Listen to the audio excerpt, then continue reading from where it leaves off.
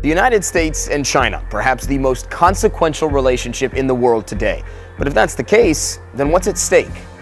Let's start with the standoff on the Korean Peninsula. Both China and the United States agree that North Korea's nuclear weapons program is bad news. They disagree on how best to stop it.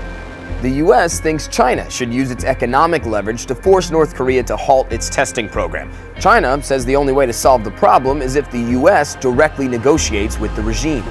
It's a situation where tens of millions of lives are at stake. How well China and the US can work together is key to solving the crisis. Next, consider the Chinese and American economies, combined worth about 40% of global GDP.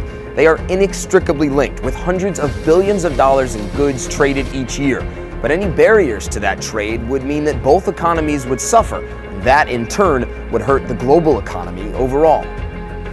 Finally, let's turn to the South China Sea. Over the last few years, China has aggressively built up artificial islands, extending its military capability far beyond its own borders. In response, the US has sent warships near Chinese claimed territory. So, will China continue its expansion? Does the US draw a red line in response?